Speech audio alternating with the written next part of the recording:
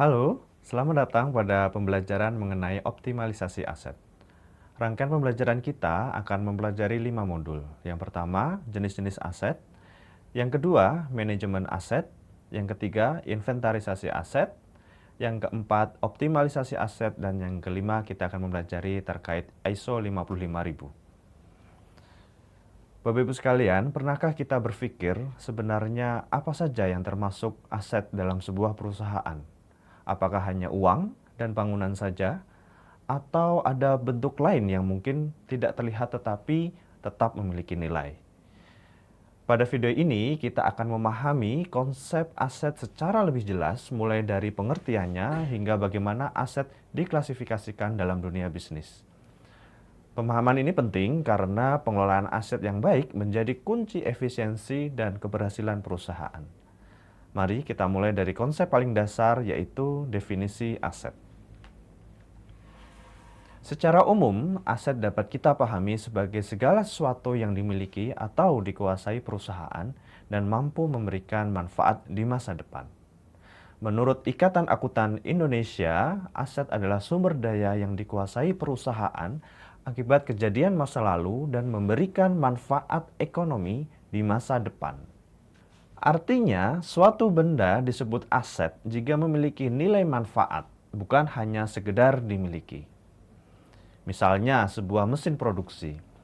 Mesin tersebut dibeli hari ini dan bisa memberikan manfaat selama bertahun-tahun selama proses produksi dan memberikan keuntungan. Dari definisi tersebut, ada 3 poin yang perlu kita pahami. Yang pertama adalah kepemilikan atau pengendalian. Perusahaan harus memiliki kendali penuh terhadap aset tersebut. Yang kedua, terkait nilai ekonomis. Aset tersebut memiliki nilai dan bisa ditukar, dijual, atau menghasilkan pendapatan. Dan yang ketiga, memiliki manfaat. Inilah inti dari aset, memberikan keuntungan atau nilai ekonomi di kemudian hari. Jadi, aset bukan hanya barang mahal, tapi seluruh sumber daya yang membantu perusahaan untuk mencapai tujuan. Agar lebih mudah dikelola, aset tidak diperlakukan sebagai satu kelompok besar saja. Aset dikelompokkan berdasarkan beberapa sudut pandang. Dalam materi ini, aset dibagi berdasarkan 3 hal utama. Yang pertama adalah kemudahan dirubah menjadi kas atau konvertibilitas. Kemudian yang kedua adalah keberadaan dari fisik aset itu sendiri. Dan yang ketiga adalah penggunaannya dalam operasional perusahaan. Klasifikasi ini membantu perusahaan memahami fungsi setiap aset dan menentukan strategi pengelolaannya. Kita mulai dari klasifikasi pertama, yaitu berdasarkan konvertibilitas atau seberapa cepat aset dapat menjadi uang. Yang pertama adalah aset lancar. Aset lancar adalah aset yang dapat dicairkan menjadi kas dalam waktu relatif singkat, biasanya kurang dari 1 tahun. Contohnya seperti uang tunai, piutang pelanggan, persediaan barang, atau deposito jangka pendek. Bayangkan aset lancar seperti bahan bakar harian perusahaan. Aset ini digunakan untuk membayar operasional rutin seperti gaji, pembelian bahan baku, atau biaya operasional lain. Yang kedua adalah aset tidak lancar. Berbeda dengan aset lancar, aset tidak lancar ini digunakan dalam jangka panjang dan tidak mudah dirubah menjadi kas. Contohnya, tanah, bangunan, mesin, hingga hak paten. Aset ini ibarat fondasi perusahaan, tidak digunakan untuk kebutuhan harian, tetapi menjadi alat utama agar bisnis dapat berjalan dan berkembang dalam jangka panjang. Selanjutnya, aset juga dibedakan berdasarkan apakah aset tersebut memiliki bentuk fisik atau tidak. Yang pertama adalah aset berwujud.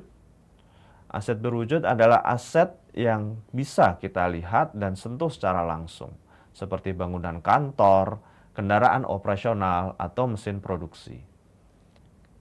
Jenis aset ini biasanya paling mudah dikenali karena keberadaannya nyata secara fisik. Yang kedua adalah aset tak berwujud. Nah, ini menariknya bahwa tidak semua aset memiliki bentuk fisik. Aset tidak berwujud seperti merek dagang, hak cipta, atau lisensi justru sering menjadi aset yang paling bernilai. Sebagai contoh, sebuah merek terkenal bisa memiliki nilai miliaran rupiah walaupun tidak memiliki bentuk fisik. Nilainya berasal dari kepercayaan dan reputasi yang dibangun. Ini menunjukkan bahwa nilai aset tidak selalu terlihat secara kasat mata. Klasifikasi terakhir adalah berdasarkan penggunaan aset dalam bisnis. Yang pertama adalah aset operasi.